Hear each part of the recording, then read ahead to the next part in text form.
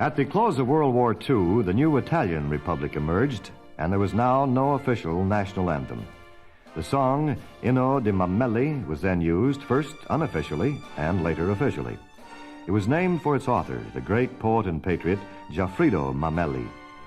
Mameli wrote the text for his battle hymn in 1847 while serving as a volunteer under Garibaldi. He called it the Fratella d'Italia. It was set to music soon after it was written by Michel Navarro. The song helped to awaken interest in the growing revolutionary movement throughout Italy.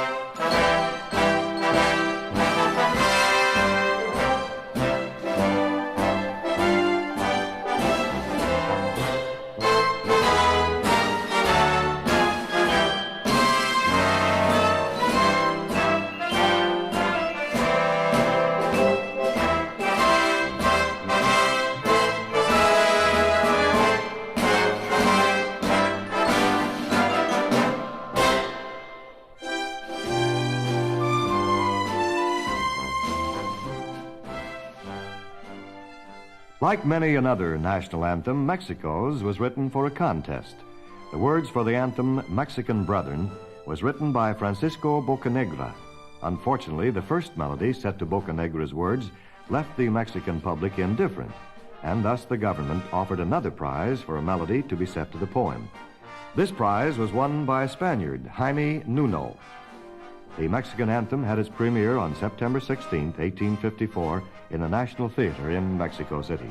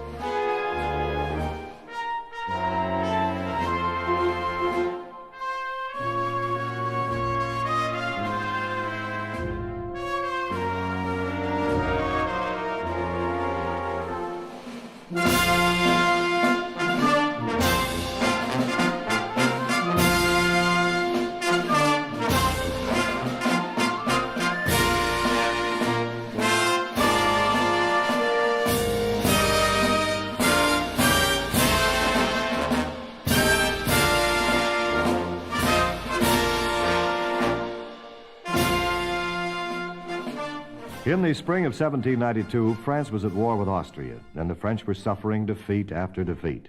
Many Frenchmen were alarmed for their country. One such was the mayor of the city of Strasbourg. He felt that a stirring national song was needed to rally the French forces, so he asked a Captain Joseph Rouget de Lisle, who had written many fine songs, to compose an anthem for France. De Lisle worked all one night, and by morning had written a poem full of fire and patriotism.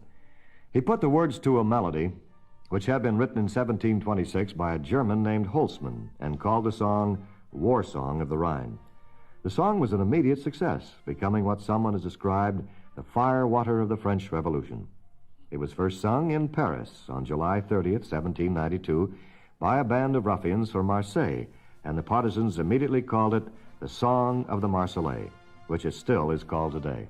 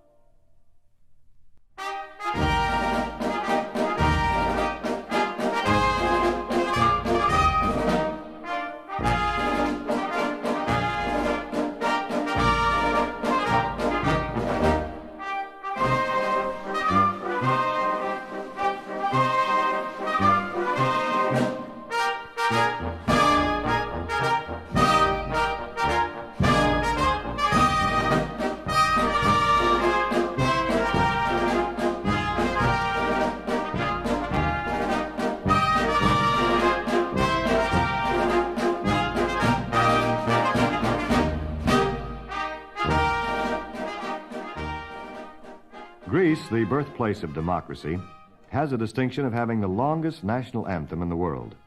It has no less than 158 stanzas. The poet of the Greek anthem was Dionysius Solomos, who wrote the words in 1825. The composer was Nikolaos Monzaros, who studied in Italy and had his first success there. The melody for Hymn to Freedom has definite Italian characteristics.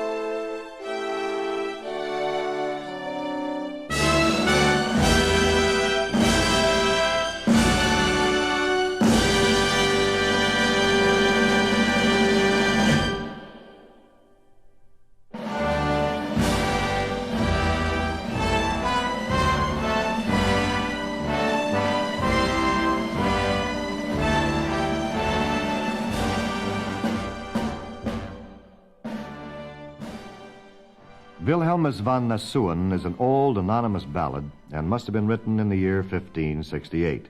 The song is an expression from William the Silent during one of the most crucial moments of his life.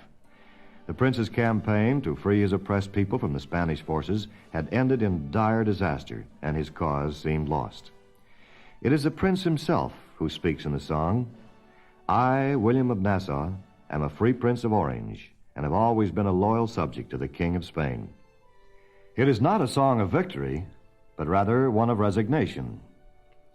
In it, the prince bids farewell to his Dutch subjects and addresses words of comfort to them in their distress. The melody, which was current among the Huguenots of France in the 16th century, has the stately dignity of a church hymn. The song has 15 stanzas in all, the initial letters of which spell the name of its hero. Wherever it is sung in the Netherlands, the Dutch rise to their feet with bared heads.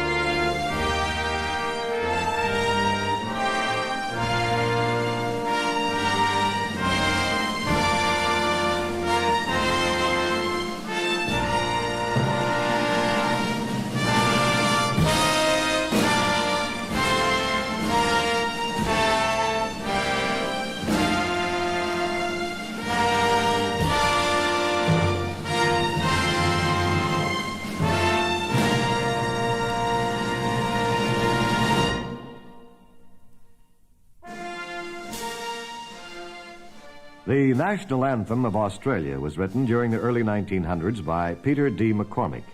In a letter he wrote in 1913, Mr. McCormick told how he came to write Advance Australia Fair. He says, one night I attended a great concert in the exhibition building in Sydney where all the national anthems of the world were to be sung by a large choir with band accompaniment. This was very nicely done, but I felt very aggravated that there was not one for Australia. On the way home in a bus, I concocted the first verse of my song, and when I got home, I set it to music. It seemed to me to be like an inspiration, and I wrote the words and music with the greatest ease. In Australia today, all Australians stand while the orchestra plays Advance Australia Fair right after God Save the Queen.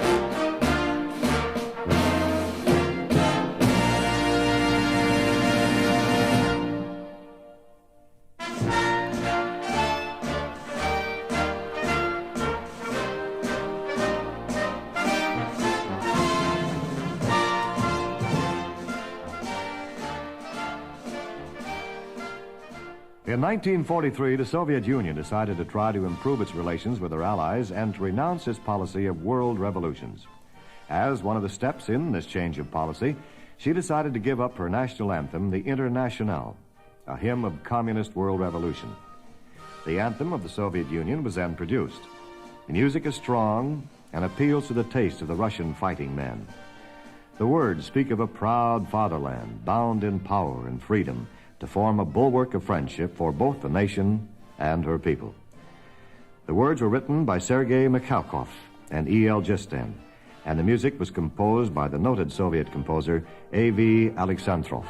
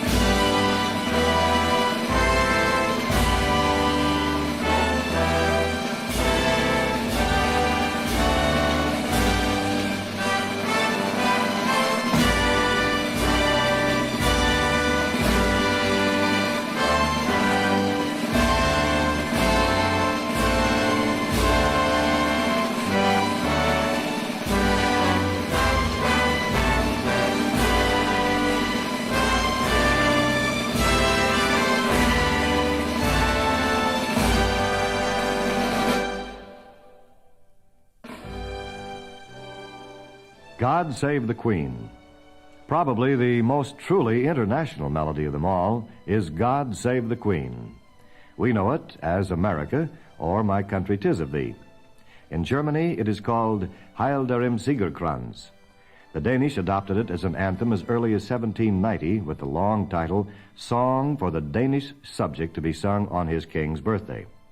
In Sweden, it is Bevar Gud var kung, which means God Save Our King. The melody is still used in Switzerland and was sung in parts of Russia for many years. There is some mystery about the authorship of God Save the King. The great musician Handel was credited with writing it, but his biographers deny this. Most scholars now believe that Henry Carey, who lived from 1685 to 1743, wrote the melody.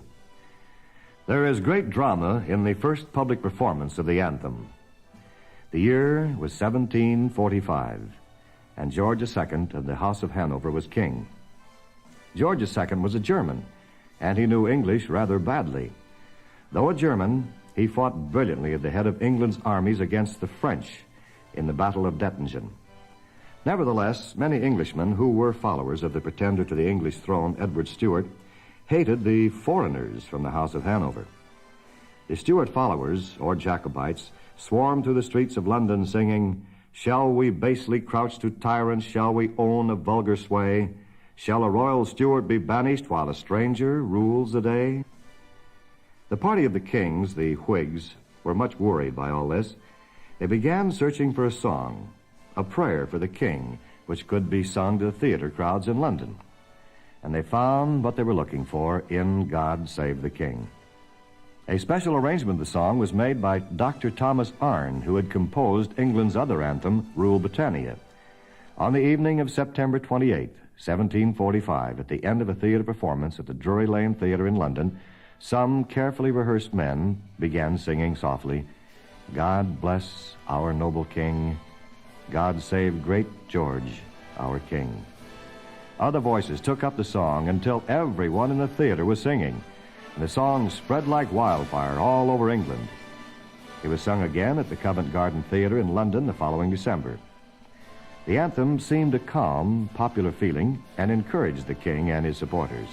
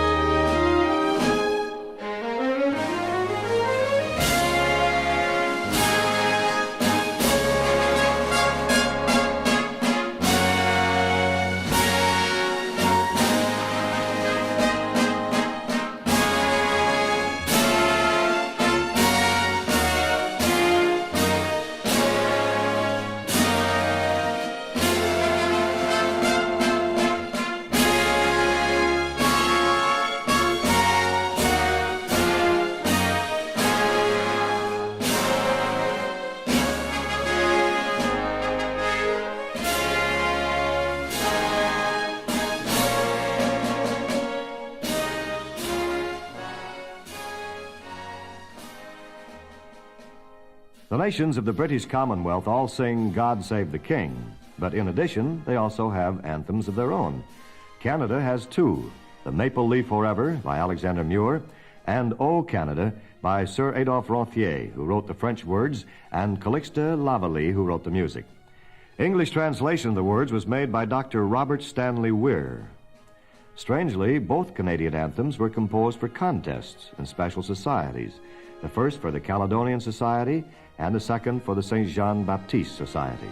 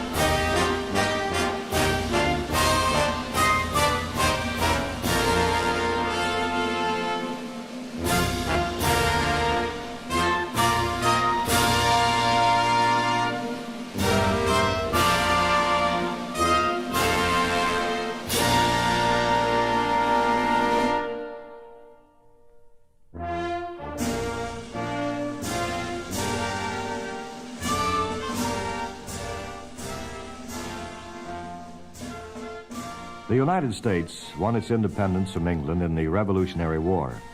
But by 1812, we were back at war with England again. English ships had been interfering with American trade, and we had to make it plain that we were a free and independent nation and must be treated as such. The war continued for 2 years. In September of 1814, the English troops, being forced back from Washington, captured a well-known doctor, William Barnes. They held him on board an English ship at Fort McHenry in Maryland. The government asked a young lawyer, Francis Scott Key, and a colonel, J.S. Skinner, to negotiate with the British for the release of Dr. Barnes. On September 12, 1814, the two men traveled down Chesapeake Bay and were permitted to see the English Admiral Cockburn on board an English ship. Admiral Cockburn agreed to free Dr. Barnes, but because his ship was preparing a bombardment of Fort McHenry, it was necessary for all three Americans to remain on board all night. Francis Scott Key stayed on the deck of the English ship all night long, watching the battle rage. He hoped and prayed that the fort would not be taken. By the dawn's early light, he saw the American flag still flying proudly over the fort. He immediately began to write the words of the Star-Spangled Banner. During the night, he had heard the English officers and men celebrating what they thought was a victory by singing a song called To Anacreon in Heaven. This was a popular English song, the melody of which had been composed by John Stafford Smith. Now, the words Mr. Key wrote fitted this melody. Thus, as is so often the case with national anthems, more than one country contributes to the final song. So, the Star-Spangled Banner, like God Save the King and many others, might be called an international anthem. It was over 100 years later, on March 3rd, 1931, that Congress officially made the Star-Spangled Banner our American national anthem.